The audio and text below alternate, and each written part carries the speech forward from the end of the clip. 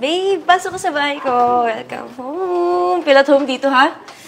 Mukhang napagod ka, baby. Babe, teka lang. Oh. Mamaya na. Bakit Kaya mamaya? mo, hihilutin kita mamaya. Bakit mamaya pa? Pwede naman ngayon na. Ayun o. Ito tayo supuan mo. Babe, lakas mo talaga sa akin. Ito, babe.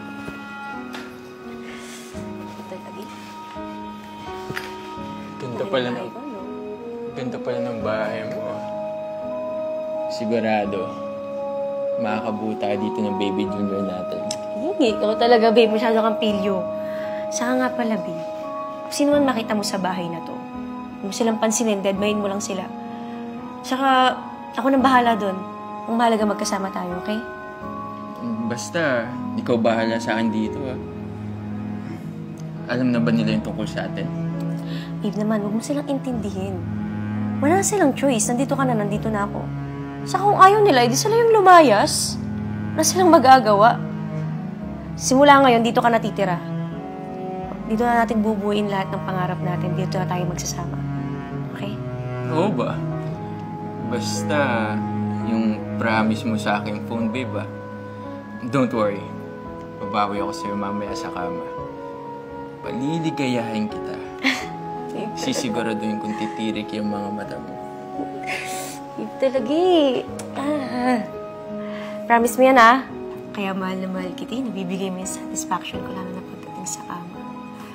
Saka hindi kagaya nung asawa ko, yung balido, walang pakinabang. Ay, napapala mo yun na wala pang pakinabang. Huwag kang mag-alala. Dito naman ako eh. Ako na pupuna sa makakulangan ng asawa mo.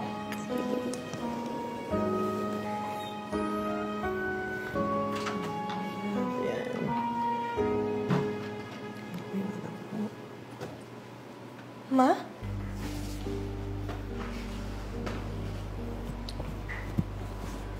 Nandito na po pala kayo. Bakit di man lang po kayo nagpasabi, Ma? Ang tagal na rin namin walang balita sa'yo ni Papa. At sino po siya, Ma? Eh, anak, biglaan naman yung pag-alis namin eh. Actually, wala nga to sa plano eh. Nga pala, si Tito Ian mo, boyfriend ko sa abroad. Ngayon, dito na siya titira at nag-decide na kaming magsama. Pero, Ma! Pamilyado kayong tao. Paano yung magagawa sa amin yun ni Papa? Naisip mo ba kung anong mararamdaman namin? Hoy, anak lang kita. Kaya wag mo akong pagsasalitaan ng ganyan. Saka pinagtatanggol mo pa yung ama mong inutil at walang silbi? Alam mo, Ma, hindi nagkulang si Papa. Siya ang naging ama't ina ko. Habang ikaw, nagpapasarap sa abroad. At sino ka para pagsalitaan ako ng ganyan, ha? Ako yung nagtatrabaho sa bahay na to. At kayong dalawa ng ama mo, palamunin ko lang kayo. Kaya kahit anong gawin ko, ako yung masusunod dito. Bakit, Ma? Di ba nung nagbabarko pa si Papa, halos lahat ng luho mo, binibigay niya sa'yo. At si Papa rin naman ang dahilan kung bakit ka nakapag-abroad eh. Lahat ng kailangan mo, siya ang gumastos. Kahit wala nang natira sa kanya. Oo, noon yun. Nung may pera pa yung ama mo. Eh ngayon, tignan mo nga, hindi niya nga maalagaan yung sarili niya, di ba? Ni halos hindi na nga siya makagalaw dyan eh, di ba? So, Ma, ang pera lang ni Papa ang habol mo? Paano mo magagawa yun kay Papa? Sa kabila ng lahat ng mabuting ginawa niya para sa'yo. Makonsensya ka naman? Bastos ka palang bata ka eh, ano? Ganyan ka pinalaki ng magulang mo? Ganyan ka pinalaki ng ama mo? Ana, tama na! Bastos ka bata ka? Tama na, Ana.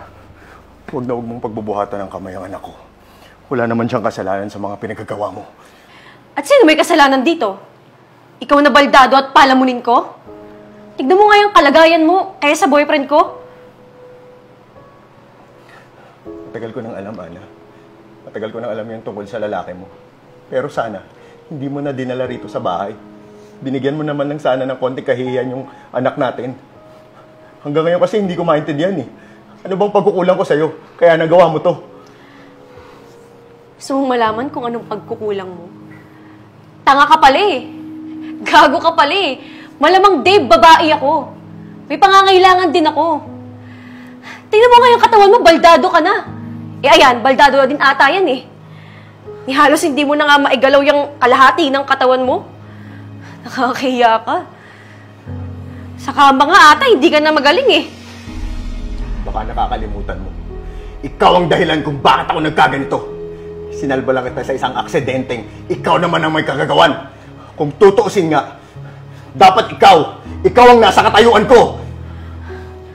Bakit? May sinabi ba akong isalba mo ako, ha? Ginusto ko ba yon? Ikaw lang may gusto nun. Saka ayoko nang maalala yan, Dave. Nakalimutan ko na yan eh. Hindi na ako yung Ana na kilala mo. Hindi na ako yon. Iba na ako ngayon. Papaalala ko lang sa'yo, kung isang beer house lang kita nahanap, kapal ng mukha mo. Nabihisan lang kita. Nakatikim ka lang ng konting karangyaan, kumapal na yung pagmumukha mo. Ngayon, tatapusin ko na lahat ng kalendian ninyo. Magkita-kita na lang tayong tatlo sa korte. Itidemanda ko kayo. Bukas yung pinto. Lumayas kayo! Talagang lalayas kami dito. Ng bahay na to? Sa'yo na lahat yan. Tara na, babe. Halika na. Babe. Hindi, Ana. Hindi ako sasama sa'yo. Nakita ko lahat ng pinaggagawa mo sa asawa mo. Kung ano yung mga ginawa mo sa kanya, kaya mo din gawin sa akin balang araw. Babe, sabi mo paninindigan mo ko. Paano na yung mga plinano natin? Kaya nga tayo umuwi dito, di ba? Babe naman eh. Tinalikuran ko yung pamilya ko para sa'yo. Tatapat hindi kita. Pamilyadong tao din ako. At ginamit lang kita. Sa abroad, di totoo yun. Gago ka pala eh! Wala ka palang bayag! Makasinungaling mo, manluloko ka, umalis ka dito, visit ka! Sir. Yeah. Sorry sa mga nagawa ko.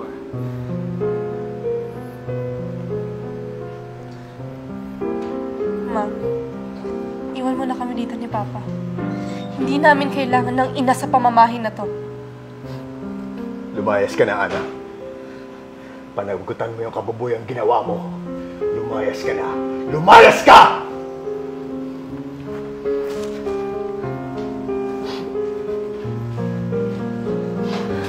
Pa, huwag kang mag-alala. Nandito pa rin ako para sa'yo.